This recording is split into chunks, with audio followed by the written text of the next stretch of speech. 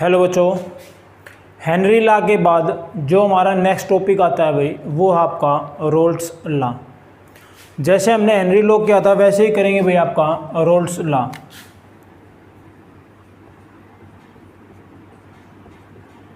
Roles law करें उससे पहले यहाँ जो रोल्स लॉ है वो हम दो केसेस के अंदर स्टडी करेंगे, इसको दो केसेस के अंदर पढ़ेंगे।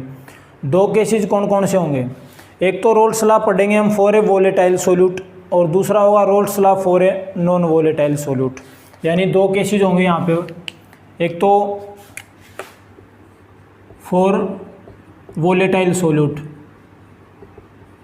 और दूसरा होगा आपका फॉर नॉन वोलेटाइल सोल्यूट।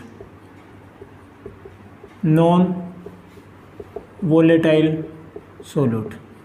तो रोल्स लॉ पढ़ें कि रोल्स लॉ है क्या, उससे पहले दो छोटी छोटी टर्म्स यूज़ होंगे वहाँ पे, उनके बारे में स्टडी कर लेते हैं भाई। पहली होगी आपकी वोलेटाइल लिक्विड या वोलेटाइल सब्सटेंस कौन से होंगे? वोलेटाइल सब्सटेंस कह दें या लिक्विड कह दें। वोलेटाइल लिक्विड कौन से होंगे भाई?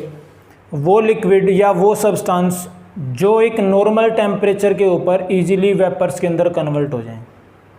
एक वो सब्सटेंस या वो लिक्विड जो नॉर्मल टेम्परेचर के ऊपर इजीली वेपर्स के अंदर कन्वर्ट हो जाए, वो लिक्विड कहलाएगा आपका वोलेटाइल लिक्विड। जैसे कि वाटर हो गया, थोड़ा सा हीट किया, जैसे ही थोड़ा सा टेम्परेचर बढ़ाया, थोड़ा सा टेम्परेचर बढ़ाते ही क्या होगा भाई कि जो वाटर है लिक्विड आपका वो किस में कन्वर्ट होना स्टार्ट हो जाएगा? वेपर्स के अंदर। तो वोलेटाइल लिक्विड ध्यान रखना, बहुत ज़्यादा यूज़ होगा यहाँ पे कि वोलेटाइल लिक्विड का मतलब होता है वो लिक्विड जो नॉर्मल टेम्परेचर के ऊपर इजीली वेपर्स के अंदर कन्वर्ट हो जाए, भाप के अंदर कन्वर्ट हो जाए, वो कहलाएगा आपका वोलेटाइल लिक्विड। और दूसरा यहाँ पे एक टर्म हम यूज़ करेंगे वेपर प्रेशर। वेपर प्रेशर, ये वेपर प्रेशर क्या होगा भाई? वेपर प्रेशर समझने के लिए क्या करते हैं, मान लीजिए आपके पास एक कंटेनर है जो कि ऊपर से बिल्कुल क्लोज है, ठीक है। यहाँ इसके अंदर मैं सोल्यूट डाल रहा हूँ भाई, ध्यान रखना दो अलग अलग केसेस लेंगे। यहाँ पे मैं क्या डाल रहा हूँ भाई? सोल्यूट, जिसको मैं बोल सकता हूँ कंपोनेंट 1, ठीक है। दूसरा केस ले लेता हूँ मैं, ये भी आपका कंटेनर ऊपर से क्लोज है और यहाँ भी मैंने ले रखा है भाई, यहाँ मैंने सोलवेंट ले लिया, ठीक है, और इसको मैंने नाम दे दिया कंपोनेंट 2। अब जैसे जैसे टेम्परेचर बढ़ेगा भाई, ये मैंने सोल्यूट ले रखा है, ध्यान रखना दोनों के दोनों वोलेटाइल लिक्विड ले रहे हैं। पहले केस की जब हम बात करेंगे, सोल्यूट होगा आपका वो भी लिक्विड होगा, सोलवेंट होगा वो भी आपका क्या होगा? लिक्विड होगा। तो जैसे जैसे टेम्परेचर बढ़ेगा वैसे वैसे क्या होगा भाई? ये जो लिक्विड है ये किस में कन्वर्ट होना स्टार्ट हो जाएगा? वेपर्स के अंदर, ठीक है। जैसे जैसे टेम्परेचर बढ़ा वैसे वैसे जो लिक्विड था वो किस में कन्वर्ट होना स्टार्ट हो जाएगा? वेपर्स के अंदर। अब क्या होगा, ये मान लीजिए इसका सरफेस था भाई, ये ऊपर वाली लेयर है, सरफेस है ये इस सोल्यूट की, क्योंकि लिक्विड है ये, तो जाहिर सी बात है भाई यहाँ पे जो पार्टिकल होंगे वो किसके होंगे? सोल्यूट के होंगे। है तो वो भी लिक्विड लेकिन पार्टिकल किसके हैं? प्योर सोल्यूट ले रखे हमने। तो जैसे टेम्परेचर इंक्रीज होगा ये जो पार्टिकल्स हैं ये किस में कन्वर्ट होना स्टार्ट हो जाएंगे भाई? वेपर्स के अंदर। अब वेपर्स में कन्वर्ट हो गया लिक्विड, तो ये कहाँ जाएंगे? ऊपर की तरफ जाना स्टार्ट कर देंगे। और जैसे ये ऊपर पहुँचे, अब जो कि जो कंटेनर आपका वो ऊपर से बंद है, तो जैसे ये ऊपर पहुँचे, ऊपर पहुँचने के बाद वापस टकरा के कहाँ आएंगे? नीचे की तरफ। ये वापस नीचे की तरफ आना स्टार्ट कर देंगे। और जब ये वेपर्स नीचे की तरफ आएंगे तो जो आपकी सोल्यूट की लेयर बनी हुई है ये, इस लेयर के ऊपर, सरफेस के ऊपर क्या करेंगे भाई? प्रेशर एक्सर्ट करेंगे। क्या था कि मेरे पास सोल्यूट ले रखा है मैंने जो कि लिक्विड है, जैसे जैसे टेम्परेचर बढ़ेगा वैसे वैसे, अब टेम्परेचर बढ़ाने की ज़रूरत नहीं है क्योंकि जब हमने यहाँ पे इसको रखा है तो कुछ जो पार्टिकल है इसके, जो लिक्विड है उसको, कुछ लिक्विड तो क्या होगा ऑलरेडी वेपर्स के अंदर कन्वर्ट हो जाएगा, रूम टेम्परेचर के ऊपर भी तो कुछ वेपर्स में कन्वर्ट होगा वो। तो जैसे ही कुछ पार्टिकल आपके वो लिक्विड से वेपर्स के अंदर कन्वर्ट हो रहे हैं, वेपर से लिक्विड में, लिक्विड से वेपर में कन्वर्ट होने के बाद कहाँ गए, ऊपर, और ऊपर से टकराने के बाद कहाँ पहुँचे, जब वो वापस नीचे की तरफ आएंगे तो जो आपकी सरफेस है उस सरफेस के ऊपर एक प्रेशर एक्सर्ट करेंगे, और वही प्रेशर जो वेपर्स के द्वारा किसी भी सॉल्यूशन के या किसी भी सोल्यूट के या किसी भी लिक्विड के सरफेस के ऊपर लगाया जाता है, वही प्रेशर कहलाता है आपका वेपर प्रेशर। तो वेपर्स के द्वारा जो प्रेशर एक्सर्ट किया जाएगा लिक्विड के सरफेस के ऊपर, वही प्रेशर कहलाएगा आपका भाई वेपर प्रेशर। तो क्या होगा vapour pressure, the pressure exerted by the vapours on the surface of liquid. Vapours liquid के सरफेस के ऊपर जो प्रेशर एक्सर्ट करेंगे वही प्रेशर कहलाएगा आपका वेपर प्रेशर। ठीक है, वही बात यहाँ सॉल्वेंट के अंदर करें कि ये मान लीजिए इसके ऊपर वाली लेयर है भाई, तो यहाँ सारे के सारे पार्टिकल किसके होंगे, सॉल्वेंट के होंगे, है तो वो भी एक लिक्विड, यहाँ सोल्यूट था हमने वो भी लिक्विड ले रखा था, यहाँ सॉल्वेंट है वो भी आपका लिक्विड है। लेकिन फ़र्क क्या है, यहाँ सारे के सारे पार्टिकल किसके थे, सोल्यूट के, और यहाँ सारे के सारे पार्टिकल किसके हैं, सॉल्वेंट के। तो जब यहाँ ये जो सॉल्वेंट पार्टिकल हैं जब ये वेपर्स के अंदर कन्वर्ट होंगे, तो वेपर्स के अंदर कन्वर्ट हो गए, ये कहाँ जाएंगे भाई, ऊपर की तरफ, और ऊपर जाके जब ये टकरा के वापस नीचे की तरफ आएंगे तो इस जो सॉल्वेंट है, जो लिक्विड है, इसके सरफेस के ऊपर प्रेशर एक्सर्ट करेंगे।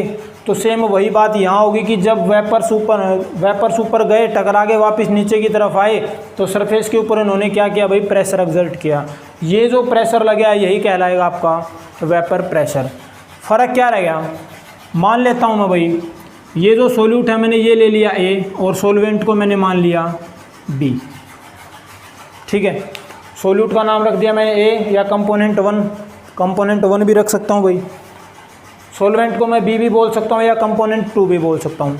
अब यहाँ पे जो सोल्यूट था वो बिल्कुल प्योर था, कोई दूसरा तो नहीं है ना, एक ही टाइप का लिक्विड है सोल्यूट अकेला। तो यहाँ जो प्रेशर होगा उस प्रेशर को हमने नाम दे दिया P01 बोल सकते हैं या P0A बोल सकते हैं। समझ आई बात। यहाँ जो सोल्यूट पार्टिकल जो प्रेशर एक्सर्ट करेंगे वो उसको हम P1 नोट भी बोल सकते हैं या PA नोट भी बोल सकते हैं। समझ आ गई। ये तो हो गया इस केस में। जब यहाँ बात करें तो यहाँ जो प्रेशर लगेगा किसके कारण लग रहा है, कंपोनेंट 2 के कारण, तो P02 बोल सकते हैं इसको या P0B। ठीक है, जो मर्जी है वो बोल लें।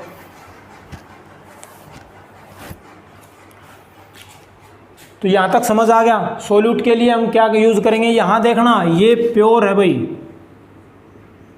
प्योर सोल्यूट के द्वारा जो प्रेशर लगाया जा रहा है ये वो प्रेशर है जो प्योर सोल्यूट द्वारा अप्लाई किया जा रहा है, और यहाँ ये वो प्रेशर है जो प्योर सॉल्वेंट के द्वारा अप्लाई किया जा रहा है।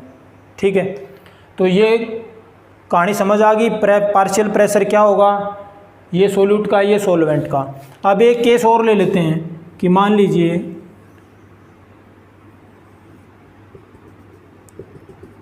ये जो केस लिया हमने, इसके अंदर हमने क्या ले लिया भाई, लिक्विड प्लस लिक्विड, यानी कि हमने एक सॉल्यूशन ले लिया, और सॉल्यूशन क्या है भाई, सोल्यूट भी है उसके अंदर और सॉल्वेंट भी है, दोनों के दोनों हैं, सोल्यूट भी है और सॉल्वेंट भी है। और ये जो कंटेनर आपका ये क्या है भाई, ऊपर से बंद है। जब बात सोल्यूट की हो रही थी तो सारे के सारे पार्टिकल सोल्यूट के वेपर्स में कन्वर्ट हो रहे थे। जब बात सॉल्वेंट की हुई तो सारे के सारे पार्टिकल्स सॉल्वेंट के थे, वो वेपर्स के अंदर कन्वर्ट हो रहे थे। अब यहाँ सॉल्यूशन के अंदर क्या ले रखे हमने, सोल्यूट भी ले रखे और सॉल्वेंट भी। तो यहाँ जो पार्टिकल वेपर के अंदर कन्वर्ट होंगे वो सारे के सारे सोल्यूट के नहीं होंगे, सारे के सारे सॉल्वेंट के नहीं होंगे। कुछ तो होंगे वो सोल्यूट के और कुछ होंगे वो सॉल्वेंट के, यानी कुछ सोल्यूट के पार्टिकल हैं वो वेपर में कन्वर्ट हो जाएंगे और कुछ सॉल्वेंट के पार्टिकल है वो वेपर में कन्वर्ट हो जाएंगे। जब ये पार्टिकल ऊपर गए, टकराए, और टकराने के बाद कहाँ पहुँच गए, वापस इस सरफेस पे पहुँचे और यहाँ पे इन्होंने प्रेशर लगा दिया। तो यहाँ जो प्रेशर लग रहा है, अब देखो इसको तो हमने प्योर स्टेट, प्योर सोल्यूट का प्रेशर बोल दिया था P1 नोट या P नोट ए। यहाँ पे क्या होगा, यहाँ प्योर नहीं है, सोल्यूट के द्वारा भी प्रेशर लगाया जा रहा है, सोल्यूट पार्टिकल के द्वारा भी और सॉल्वेंट पार्टिकल के द्वारा भी। तो यहाँ जो प्रेशर रहेगा आपका, उसको हम P1 या PA, ये तो होगा सोल्यूट वाले का, और P2 या PB, ये रहेगा आपका सॉल्वेंट वाले का। इस केस में क्या था, P1 नोट था या PA नोट था। इस केस में क्या होगा, P1 या P2, क्यों, यहाँ अकेले सोल्यूट पार्टिकल थे, यहाँ सोल्यूट और सॉल्वेंट दोनों पार्टिकल। तो वो यहाँ पे जो वेपर प्रेशर क्रिएट होगा वो सोल्यूट पार्टिकल और सॉल्वेंट पार्टिकल दोनों के द्वारा यूज होगा, दोनों के द्वारा लगाया जाएगा। तो ये जो प्रेशर क्रिएट हो रहा है यहाँ पे, PA लगा लो या PB जो भी है, ये जो प्रेशर क्रिएट हो रहा है इसको बोल देते हैं हम partial pressure. Partial pressure, partial pressure क्यों बोल दिया, पार्शियल प्रेशर इसलिए बोल दिया कि यहाँ पे कोई भी कंपोनेंट अकेला नहीं है, अकेला कंपोनेंट है वो आपका प्रेशर एक्सर्ट नहीं करे। यहाँ एक से ज़्यादा कंपोनेंट यूज़ कर रखे हैं हमने, सोल्यूट भी है और सॉल्वेंट भी है। तो जो टोटल प्रेशर होगा वो किसके बराबर होगा, सोल्यूट के पार्टिकल ने जो प्रेशर लगाया वो प्लस सॉल्वेंट के पार्टिकल ने जो प्रेशर लगाया वो, तो दोनों का अपना अलग अलग प्रेशर हो गया ना, तो इसलिए हमने यूज़ किया पार्शियल प्रेशर। तो यहाँ जो P1 यूज़ कर रहे हैं हम, ये P1 या PA, PA भी यूज़ कर सकते हैं, P1 भी यूज़ कर सकते हैं। ये होगा आपका पार्शियल प्रेशर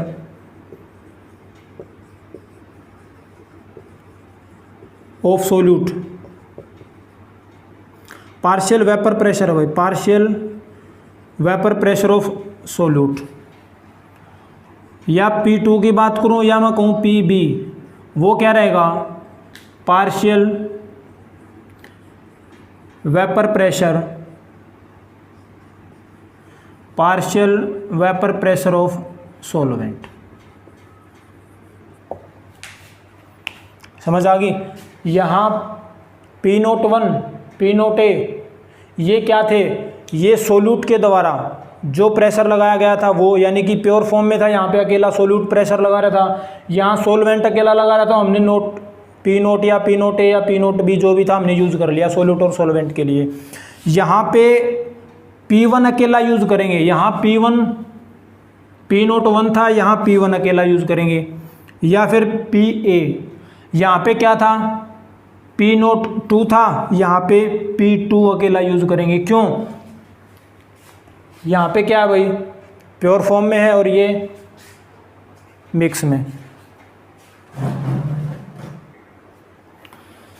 तो ये कहानी समझ आ गई होगी कि P1 जो P01 है वो कहाँ यूज़ करेंगे और P1 है वो कहाँ यूज़ करेंगे। समझ आ गई।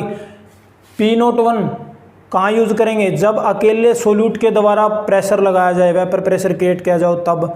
और P1 ये पार्शियल प्रेशर होगा सोल्यूट का, ये प्योर स्टेट में, ये पार्शियल होगा जब सॉल्यूशन के अंदर लगेगा। ठीक है, तो ये आपका वेपर प्रेशर बनता है भाई, वेपर प्रेशर का कॉन्सेप्ट है। अब इसके बाद हम करने जा रहे हैं Raoult's law for volatile solute.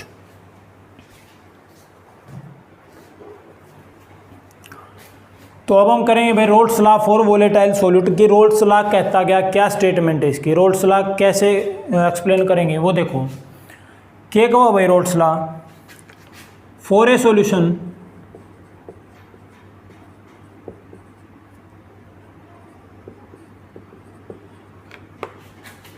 having volatile liquid या कहें volatile solute, कोई भी आपको एक ऐसा सॉल्यूशन लेना है जिसके अंदर सॉल्यूशन तो जो सॉल्वेंट होगा वो तो लिक्विड होगा ही होगा, वोलेटाइल होगा ही होगा, साथ में जो सोल्यूट होगा वो भी आपका क्या रहेगा भाई, वोलेटाइल रहेगा, यानी कि लिक्विड रहेगा। जो वेपर प्रेशर होगा द वेपर प्रेशर, पार्शियल लिखेंगे भाई, the partial vapour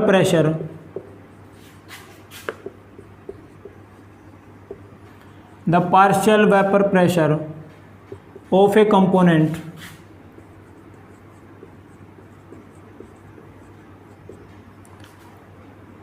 is equal to,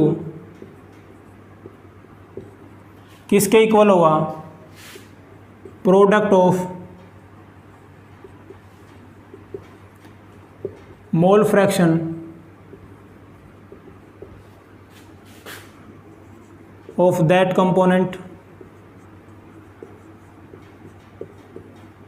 and vapor pressure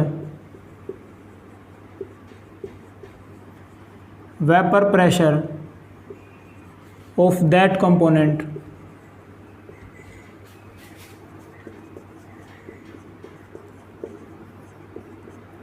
at pure state. बहुत बड़ी स्टेटमेंट होगी, करते हैं एक्सप्लेन भाई।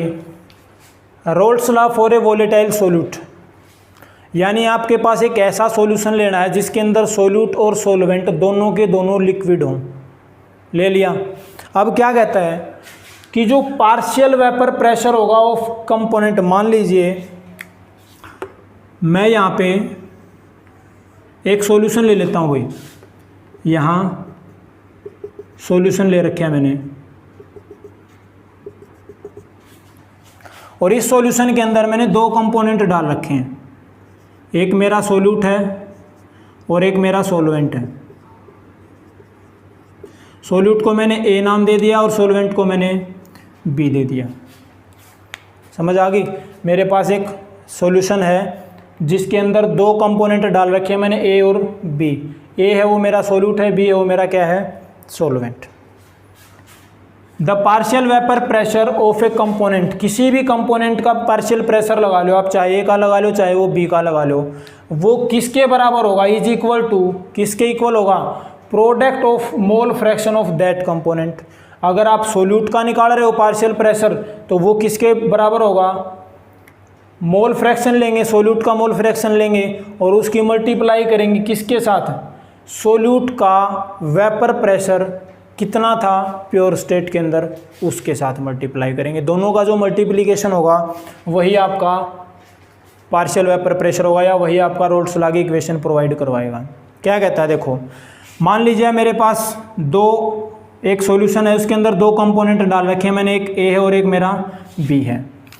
जो ए है, कंपोनेंट ए है, उसका मोल फ्रैक्शन मैंने ले लिया एक्स ए, और जो सोलवेंट है बी कंपोनेंट है उसका मोल फ्रैक्शन मैंने ले लिया X B. Let us consider there is a solution having two component A and B, X A with the mole fraction of A and X B the mole fraction of B. ठीक है, आगे। अब यहाँ पे क्या है, जब हमने पीछे जब हम कर रहे थे तो हमने एक चीज़ देखी थी, पी नोट ए वो क्या था भाई, vapour pressure at pure state.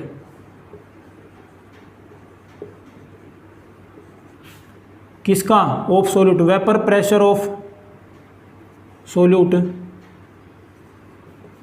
Vapour pressure of solute at pure state. जब अकेला सोल्यूट ले रखा था हमने तो वहाँ पे जो पी नोट ए था वो क्या था, सोल्यूट का वेपर प्रेशर था, और पी नोट बी जो था वो क्या था भाई, vapour pressure of solvent at pure state. ठीक है, कैसे होगा मैथमेटिकल बाद में देखेंगे, पहले समझ लेते हैं कि मान लीजिए हमारे पास एक सॉल्यूशन है, उसके अंदर दो कंपोनेंट डाल रखे हैं, एक ए है और एक बी है। ए का मोल फ्रैक्शन एक्स ए है, बी का मोल फ्रैक्शन एक्स बी है।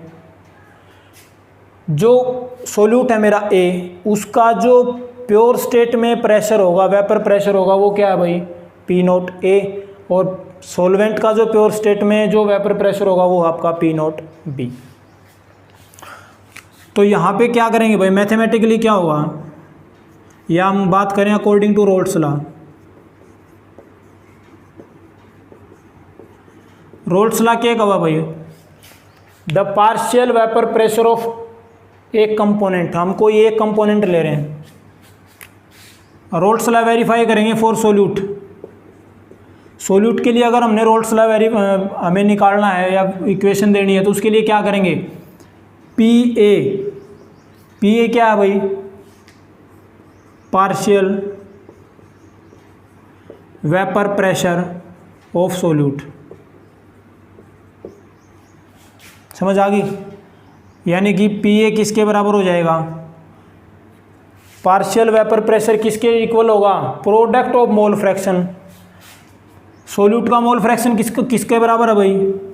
एक्स ए मल्टीप्लाई बाई किसके? उसका वेपर प्रेशर कितना है प्योर स्टेट के अंदर। प्योर स्टेट के अंदर वेपर प्रेशर कितना है? पी नोट ए। हमने इक्वेशन 1 मान ली। ठीक है। जब बात करेंगे सॉल्वेंट के लिए, जब रोल्स लॉ अप्लाई करेंगे सॉल्वेंट के लिए तो partial vapour pressure of solvent, ये पार्शियल वेपर प्रेशर है भाई, ध्यान रखना किसका है? सॉल्वेंट का। किसके बराबर होगा? X B multiply by P nought B. ये इक्वेशन होगी 2। ये पार्शियल वेपर प्रेशर लगेगा सोल्यूट के द्वारा, ये लगेगा सॉल्वेंट के द्वारा। अब सोल्यूट ने अलग वेपर प्रेशर लगाया, सॉल्वेंट ने अलग वेपर प्रेशर लगाया। सॉल्यूशन का टोटल प्रेशर किसके बराबर होगा? P total.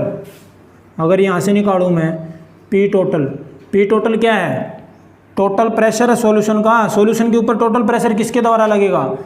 सोल्यूट कितना पार्शियल प्रेशर लगाएगा और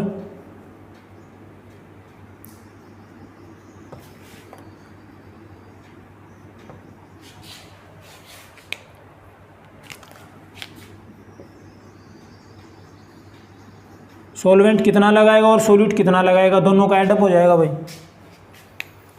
पी टोटल। जैसे डोल्टन ने पार्शियल प्रेशर के बारे में बताया था कि कोई भी सॉल्यूशन आपका, उसके अंदर बहुत सारी गैसेज या बहुत सारे जो वेपर्स हैं वो प्रेशर लगा रहे हैं, तो उस सॉल्यूशन का जो टोटल प्रेशर होगा वो किसके बराबर होगा? जितने भी गैसेज या जितने भी लिक्विड उसके अंदर प्रेशर लग रहे हैं सबको हम जोड़ देंगे। तो वही बात यहाँ पे है कि टोटल प्रेशर किसके बराबर होगा? सोल्यूट ने जो प्रेशर लगाया वो और सॉल्वेंट ने जो प्रेशर लगाया वो, दोनों को हमने जोड़ दिया। कैसे भाई? पी ए की वैल्यू किसके बराबर है? पी ए की वैल्यू किसके बराबर है? X A multiply by P note A plus P B की वैल्यू किसके बराबर है? X B multiply by P nought B. ये जो इक्वेशन आई आपकी, ये इक्वेशन है भाई रोल्स लॉ की। समझ आ गई? एक बार फिर से देख लो रोल्स लॉ है क्या कि कोई भी कंपोनेंट द्वारा, किसी भी कंपोनेंट के द्वारा आपके पास एक ऐसा सॉल्यूशन है जिसके अंदर लिक्विड, दोनों के दोनों हमने लिक्विड ले रखे हैं, सोल्यूट भी लिक्विड है और सॉल्वेंट भी लिक्विड है। तो जो प्रेशर लगाया जाएगा, जो पार्शियल प्रेशर लगाया जाएगा प्रत्येक कंपोनेंट के द्वारा, चाहे वो आपके सोल्यूट के द्वारा लगाया जा रहा हो चाहे वो सॉल्वेंट के द्वारा लगाया जा रहा हो, प्रत्येक द्वारा जो पार्शियल प्रेशर लगाया जाएगा वो किसके इक्वल होगा भाई? Product of mole fraction of that component. अगर आप सोल्यूट के लिए निकाल रहे हो तो सोल्यूट का मोल फ्रैक्शन कितना है उसके मल्टीप्लाई किसके साथ करेंगे? सोल्यूट का प्योर स्टेट में पार्शियल प्रेशर या वेपर प्रेशर कितना है वो, दोनों की मल्टीप्लाई करेंगे। हमने वेरीफाई करने के लिए क्या किया? एक सॉल्यूशन ले लिया जिसके अंदर दो कंपोनेंट ऐड कर रखे हैं, एक ए और एक बी। दोनों का मोल फ्रैक्शन, जिसका जो सोल्यूट हमने ले रखा है उसका मोल फ्रैक्शन एक्स ए है और सॉल्वेंट का एक्स बी है। पी नोट ए वेपर प्रेशर है प्योर स्टेट के अंदर सोल्यूट का, और पी नोट बी क्या है भाई? Vapour pressure of solvent eight pure state. ठीक है। अब जब यहाँ पे अकॉर्डिंग टू रोल्स लॉ करेंगे हम सोल्यूट के ऊपर, जब रोल्स लॉ अप्लाई करेंगे तो क्या होगा? पी ए क्या है? Partial pressure applied by the solute किसके इक्वल होगा? मोल fraction of solute. Mole fraction कितना है? एक्स है, उसकी मल्टीप्लाई किसके साथ? प्योर स्टेट में कितना वेपर प्रेशर होगा? प्योर स्टेट में वेपर प्रेशर कितना है? पी नोट ए ये लगा दिया। सेम किसके लिए करेंगे, सॉल्वेंट के लिए। लेकिन टोटल प्रेशर किसके अंदर है, सॉल्यूशन के अंदर। ऊपर तो ये तो नहीं पता ना सोल्यूट ने लगाया कितना या सॉल्वेंट ने लगाया। सॉल्यूशन का टोटल प्रेशर निकालेंगे तो जितना सोल्यूट ने लगाया और जितना सॉल्वेंट ने लगाया दोनों को ऐड कर देंगे। हमने कर दिया, ये इनकी वैल्यू टेक दी। ये वैल्यू आ गई आपकी भाई रोल्स लॉ की इक्वेशन बोल सकते हैं इसको, या ये रोल्स लॉ आपका, ठीक है। अब इसके बाद हम करेंगे कि रोल्स ने जब ये अपना नियम दिया तो उसके साथ एक ग्राफिकल रिप्रेजेंटेशन दी भाई, एक ग्राफ बनाया, उस ग्राफ के द्वारा अब इसको समझेंगे। तो graph between vapour pressure and mole fraction. अब हम ये ग्राफ देखेंगे कि ग्राफ बनेगा कैसे मोल फ्रैक्शन के बीच में और वेपर प्रेशर के बीच में। देखो हम एक ग्राफ ड्रा करेंगे।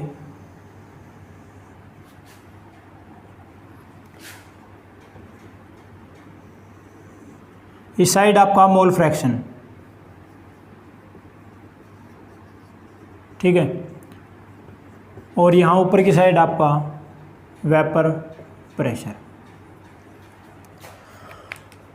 अगर मैं इस पॉइंट की बात करूं, ये जो सिस्टम आपका ये क्या है भाई, क्लोज है, ठीक है। अगर मैं इस पॉइंट की बात करूं, ये पॉइंट ए ले लिया मैंने, ये पॉइंट ले लिया बी। एट पॉइंट ए यहां लिख देते हैं भाई, at point A point A के ऊपर यहाँ पे हमने दो चीज़ ले रखी हैं, एक तो सोल्यूट है और एक सोलवेंट। वही चीज़ यहाँ है, मोल फ्रैक्शन ऑफ सोल्यूट है वो एक्स रहेगा, मोल फ्रैक्शन ऑफ सोलवेंट है वो क्या रहेगा आपका एक्स बी। ये मोल फ्रैक्शन ऑफ सोल्यूट है, ये मोल fraction of solvent. Point A के ऊपर हम ये मान के चलते हैं कि पॉइंट ए के ऊपर जो सोल्यूट है, एट पॉइंट ए सोल्यूट क्या है भाई, एट प्योर स्टेट। सोल्यूट क्या है वो प्योर स्टेट में, यानी यहाँ पे जो प्रेशर लगेगा वो अकेला सोल्यूट के कारण लगेगा। पॉइंट ए की बात कर रहे हैं। हमने एक चीज़ देखी थी जब हम मोल फ्रैक्शन पढ़ रहे थे कि अगर मोल fraction of solute and mole fraction of solvent, उनका जो सम होता है वो हमेशा इक्वल टू 1 आता है भाई, ठीक है। जब यहाँ वेपर प्रेशर सोल्यूट के कारण ही लग रहा है, यानी मोल जो आपका सोल्यूट है वो किस फॉर्म में है, प्योर फॉर्म में है, प्योर स्टेट में है, तो यानी जो वेपर प्रेशर लगेगा वो किसके कारण से लगेगा, केवल सोल्यूट के कारण। तो यहाँ मैं मान के चलता हूँ कि at point A mole fraction of A है ना वो कितना है भाई 1, और मोल फ्रैक्शन ऑफ बी है वो किसके बराबर है भाई 0, क्योंकि दोनों का सम कितना आना चाहिए 1। अब अकेला एक्स से अगर 1 है तो एक्स बी की वैल्यू क्या होगी 0। तो एट पॉइंट ए के ऊपर, एक पॉइंट ए के ऊपर मैं मान के चलता हूँ कि जो सोल्यूट है वो आपका प्योर फॉर्म में है, प्योर स्टेट में है। प्योर स्टेट में इसका मतलब जो मोल फ्रैक्शन होगा वो यहाँ पे 1 रहेगा इसका, और सोलवेंट का मोल फ्रैक्शन क्या रहेगा भाई 0, ठीक है। जब यहाँ पर सोल्यूट अकेला आपका, तो पॉइंट ए के ऊपर मोल फ्रैक्शन ऑफ ए वो 1 है, मोल फ्रैक्शन ऑफ बी वो 0 है। इसका मतलब यहाँ जो पार्शियल प्रेशर लगेगा, वेपर प्रेशर होगा, वो किसके कारण होगा, अकेले सोल्यूट के कारण।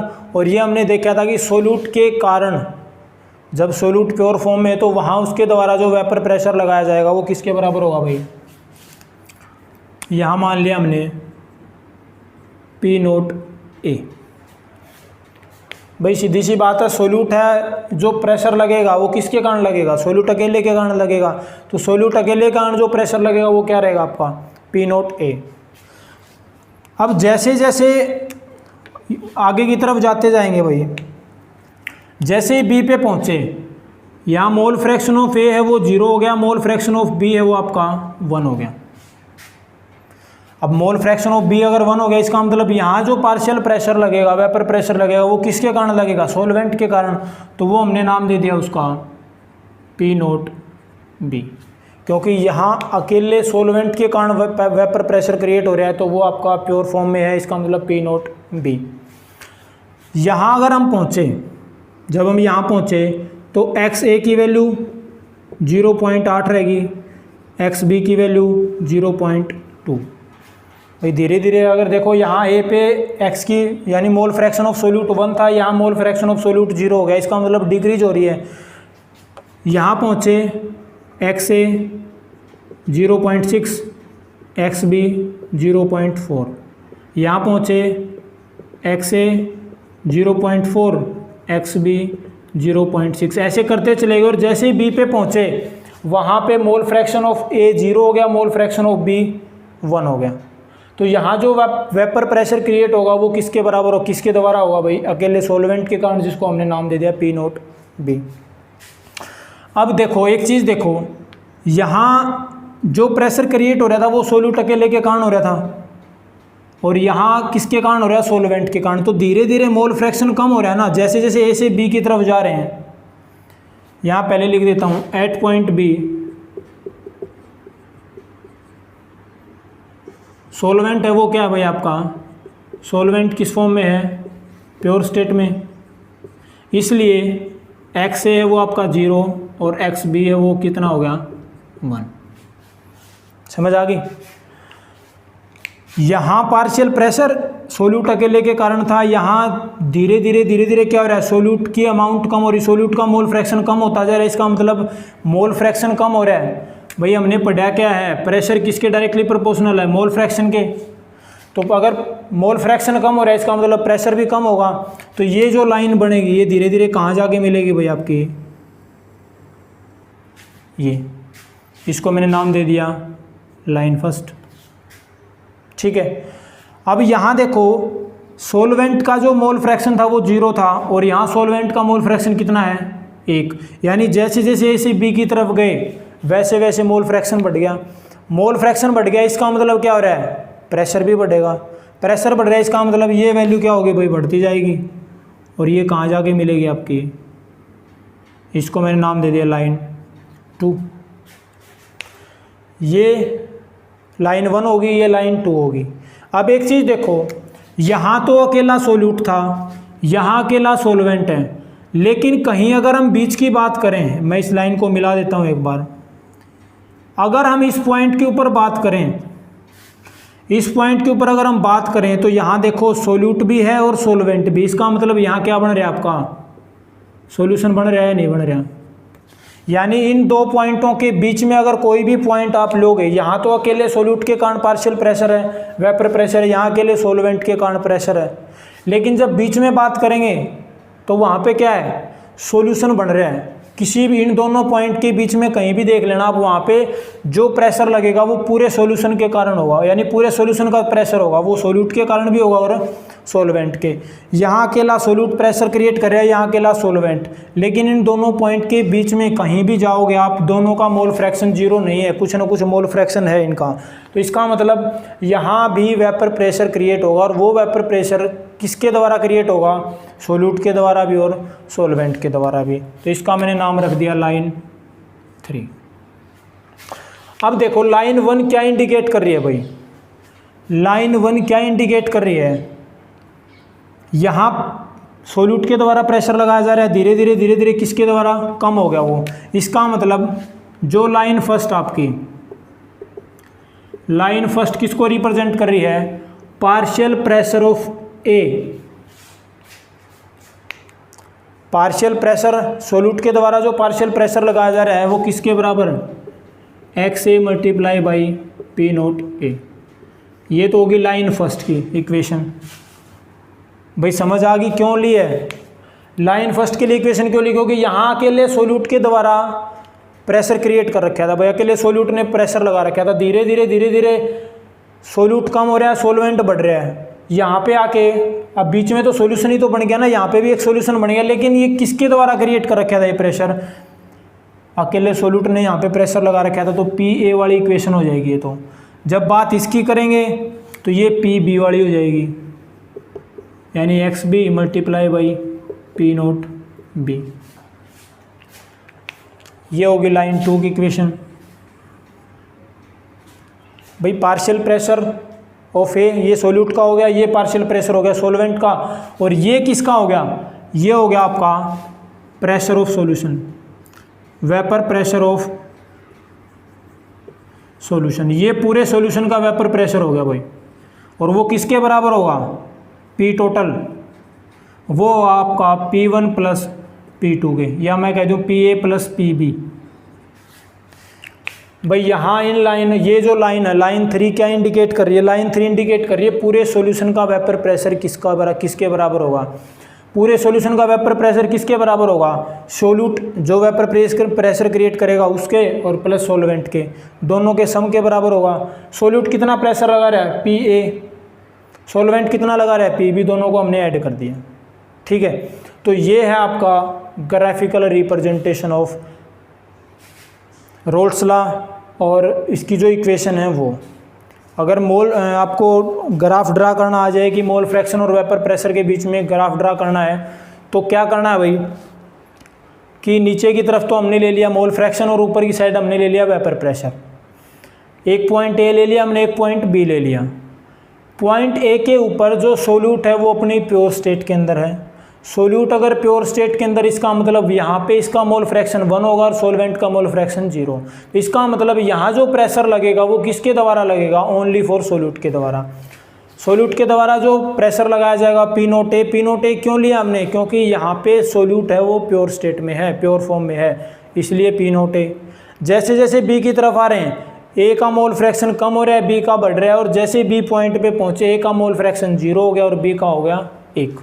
तो इसका मतलब यहाँ B अपनी प्योर स्टेट में है, इसका मतलब यहाँ जो प्रेशर क्रिएट होगा वो किसके द्वारा होगा, सॉल्वेंट के द्वारा, P0B हो गया। अब इन लाइनों को मिलाया, क्यों मिलाया, क्योंकि जैसे जैसे इस साइड आते जा रहे हैं, A से B की तरफ आ रहे हैं, मोल फ्रैक्शन A का कम हो रहा है, A का मोल फ्रैक्शन कम होगा, इसका मतलब वेपर प्रेशर भी कम होगा, वेपर प्रेशर कम होगा, इसका मतलब ये लाइन स्लोप आपका नीचे की तरफ आ गया। यहाँ जैसे जैसे A से B की तरफ आ रहे हैं, mole fraction of B starts increasing from A to B, अगर इंक्रीज होगा तो ग्राफ भी आपका ऊपर की तरफ जाएगा। ये लाइन 2 होगी। लाइन 3 क्या होगी, दोनों के बीच में अगर आपको, भाई ये तो सोल्यूट के द्वारा वेपर प्रेशर क्रिएट हो रहा है, यहाँ सॉल्वेंट के द्वारा, लेकिन बीच में जो वेपर प्रेशर क्रिएट होगा वो किसके द्वारा होगा, सोल्यूट के द्वारा भी और सॉल्वेंट के द्वारा भी। तो यहाँ सॉल्यूशन, यहाँ जो सॉल्यूशन के द्वारा पूरे सॉल्यूशन का जो वेपर प्रेशर होगा वो P टोटल किसके बराबर होगा, PA प्लस PB। PA की वैल्यू आपके पास है, PB की वैल्यू आपके पास है। अब यहाँ से सवाल कैसे बनेगा कि मान लीजिए आपको किसी इस पॉइंट के ऊपर, ये मान लीजिए C पॉइंट है, C पॉइंट के ऊपर आपको प्रेशर निकालना है सॉल्यूशन का, वेपर प्रेशर। भाई ये पॉइंट है C, ठीक है। इस C पॉइंट के ऊपर सॉल्यूशन के अंदर कितना वेपर प्रेशर होगा ये निकालना आपको। तो C पॉइंट के ऊपर देखो, मोल फ्रैक्शन ऑफ A आपको पता है, मोल फ्रैक्शन ऑफ B आपको पता है, क्या चाहिए, मोल फ्रैक्शन ऑफ A और मोल फ्रैक्शन ऑफ B तो आपको दे रखे हैं।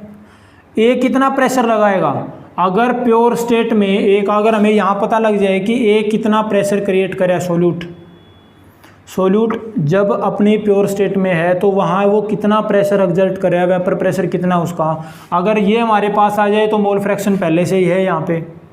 दूसरा, अगर मोल फ्रैक्शन ऑफ B हमें पता है यहाँ से, अगर हम ये निकाल लें कि यहाँ पे वेपर प्रेशर कितना है सॉल्वेंट का, दोनों को मल्टीप्लाई करके PA की वैल्यू आ गई, PB की वैल्यू आ गई, दोनों को जोड़ देंगे, वो आ जाएगा इस पॉइंट के ऊपर सॉल्यूशन, सॉरी इस पॉइंट के ऊपर जो टोटल वेपर प्रेशर होगा वो। समझ आ गई। तो अगर आपको किसी भी पॉइंट के ऊपर अगर आपको वेपर प्रेशर नोट करना है या वेपर प्रेशर निकालना है सॉल्यूशन का, तो उसके लिए आपको वेपर प्रेशर ऑफ सोल्यूट निकालना पड़ेगा, वेपर प्रेशर ऑफ सॉल्वेंट निकालना पड़ेगा, दोनों को ऐड कर देंगे। मोल फ्रैक्शन यहाँ से मिल जाएगा वैल्यू, और इनिशियल स्टेज पे या प्योर स्टेट के ऊपर जो सोल्यूट और सॉल्वेंट के द्वारा जो पार्शियल वेपर प्रेशर रहेगा वो आपको दिया हुआ मिलेगा। ठीक है, तो इनकी मल्टीप्लाई करके इनको जोड़ के आप इस सॉल्यूशन का वेपर प्रेशर निकाल सकते हैं। तो ये था आपका roles law for volatile solute और एक ग्राफिकल रिप्रेजेंटेशन। इसके बाद इसके दो केस बचते हैं, एक तो आपका नॉन वोलेटाइल सोल्यूट के लिए और दूसरा roles law for A Henry, यानी जो हेनरी लॉ है वो एक स्पेशल केस है भाई। वैसे दोनों के दोनों लॉ एक दूसरे के मिलते जुलते हैं कि ये हेनरी लॉ के अंदर हमने ये पढ़ा था कि जो वेपर प्रेशर होगा वो डायरेक्टली प्रोपोर्शनल होगा मोल फ्रैक्शन के, यहाँ भी हमने वही पढ़ा है। लेकिन फ़र्क क्या है, जो हेनरी लॉ है वो गैस के अंदर अप्लाई होता है, गैस है उसको हम लिक्विड में डिजोल्व कर रहे हैं, गैस के लिए एप्लीकेबल है। लेकिन रोल्स लॉ है वो लिक्विड इन लिक्विड के लिए और सॉलिड इन लिक्विड के लिए एप्लीकेबल है भाई, ठीक है। तो ये दोनों के अंदर फ़र्क है। हेनरी लॉ वो एक स्पेशल केस है रोल्स लॉ का, है तो एक रोल्स लॉ ही लेकिन एक स्पेशल केस बना दिया। तो वो हम नेक्स्ट वीडियो के अंदर करेंगे। तब तक टेक केयर, थैंक यू।